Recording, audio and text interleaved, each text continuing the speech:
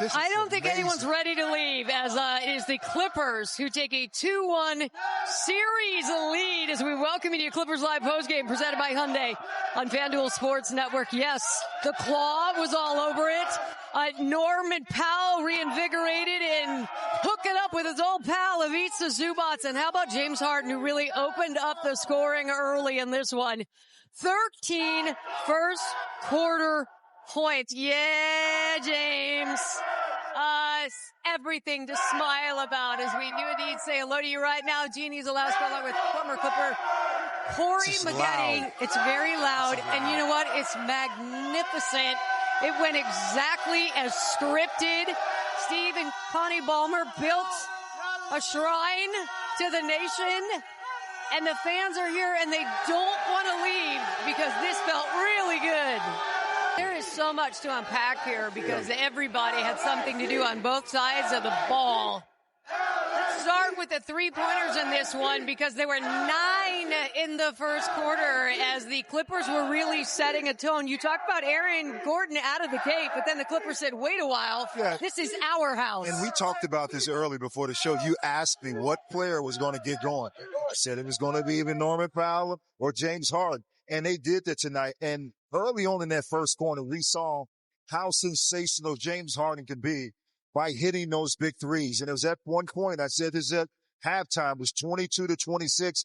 Joker had just scored, but James Harden came back with a dagger with a three. And then he hit another dagger. And then he hit another dagger. And it was a trickle-down effect for this entire team, the way they shot the three ball tonight. All right, so we talked about the offense. We got to focus on the defense. They found a way to get to what works best for this team. And defensively, if you want to win championships, you have to have defensive principle.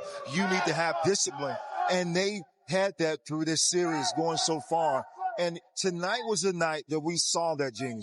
Multiple efforts defensively. If it was Nicholas Batum getting the block, if it was Zoo, patrolling the paint, everybody knew exactly what to do. You needed to be on the string as a team, and they were absolutely spectacular tonight doing that. There are so many notes defensively. They had 20 points in the first 4:35 of the game. There was a stretch in this one where they had 38 points with about 4:30 left in the third quarter. They just were stifled, absolutely stifled. And then you had to go back to James Harden. He's spinning the ball. He's making something. Right. But how special James Harden was as a player. And again, it started by him shooting the tray ball, getting down early. And you didn't need a lot from James Harden. Like, you didn't need 30, but you got those early three-point shooting and just a sensational play by him. But this is what you want. When the moment shines the brighter, you can count on these stars. James Harden has shown that this is his home. He loves being here. He loves being a Clipper. Right now, I'm just going to focus on a different emotion. How about happiness? That? How about a high five? It's a lot of stars there tonight. 85 from Steve Balmer. Look at that game face as he congratulates his team walking off the court, taking a 2-1 series lead. Norman Powell. There you go. I just got him all right. That's all you need to know about amazing. Norman Powell, and then some, because he is so comfortable in this building. It's good to see Norman Powell get off to a great start. And we said it before, Jenny, that little bit of altercation in Denver, it started something special in Mr. Norman Powell himself. And I love the way that he's aggressive and he's not concerned about the hamstring. That's always been an issue, when you're coming back from a hamstring injury. But man, I love to see Norman Powell on I love this. 4D, look at his night. C4D. C4D. Okay. Look at this. Drive to the basket. Kind of look at this. Fadeaway three. This is like a video game. Look at that. Yes, it is. Another video game shot. 7 for 12 from the field for Mr. Norman Powell. Yeah, we talked about how James Harden dropped 13 in that first quarter. It was 12 from Norman Powell in the third. So Kawhi Leonard as well. I don't know if you could do that. What we saw in game 2, he didn't need a repeat performance here tonight, but he was just as effective. All right, ladies and gentlemen, if you want to know the stats of Kawhi Leonard and what he does, if he gets 2 days of rest, it's about 30 plus points a game. Yeah. And we saw it again, special from Kawhi Leonard, showing how good he is when he's healthy. The best ability is availability, and Kawhi Leonard is available, and he's ready. He's enjoyable. Okay, but if he's your coach and if he walks in and it's like, look, man, we got embarrassed, and he's getting spoken to by your MVP, 3-time MVP. I mean, they're going into it. What are you thinking if you're sitting right there on the bench? Well, first of all, if the MVP, the 3-time MVP and a former champion has something to say, you're going to listen. You better listen. Okay. Because that's your franchise. He looks pretty frustrated, though. But you know what?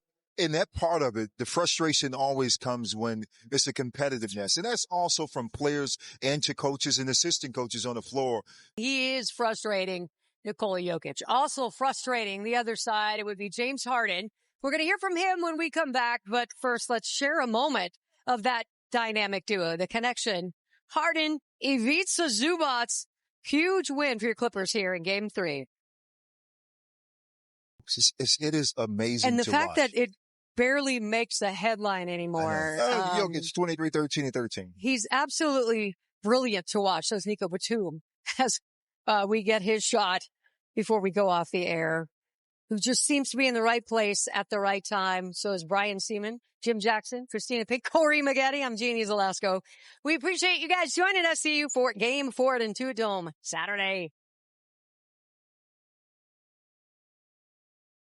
But let's take a look at the Western Conference playoff picture right now. Yeah. Memphis finally got their home game. They blew a 29-point lead. It is notable that Ja Morant was hurt in that one in the second quarter.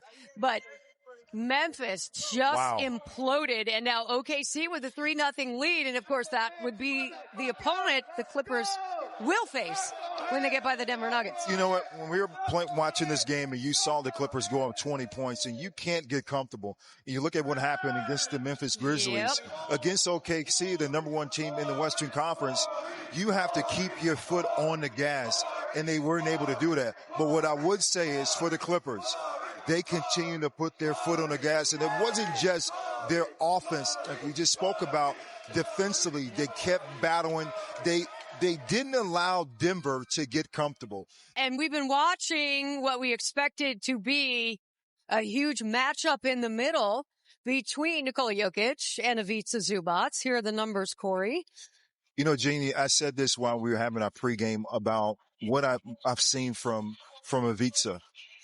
Zoo has really found out that, you know, he's not really the little brother anymore. Yeah. He can go out there and be aggressive and feel confident on the floor and show his skill set. And now we're starting to see it. And if you follow the Clippers for the last 4 years, you know that Zoo has had his best games against the Denver Nuggets. Yeah. So this is a great matchup, and it's going to continue to help Zoo as a player get better playing against one of the best big men in the league. We can't get any more points out of this one. We don't get any extra buffer from this. You can't. And Denver's still coming to play. They will be ready to play on Saturday, and I feel like you have a team that has championship pedigree that understands that part of it. But when you have, you know, the Joker on the other side, you know, it's always going to be a tough matchup, and you cannot let up. Yeah, we will see what happens with Russell Westbrook. We were told it was an inflamed foot, but Coach Adelman said postgame, I heard it was his hip. So he's, again, being very honest. We'll find out. We love Russell. There we go. Absolutely. Game 4 in this building. Clippers Live, 2:30.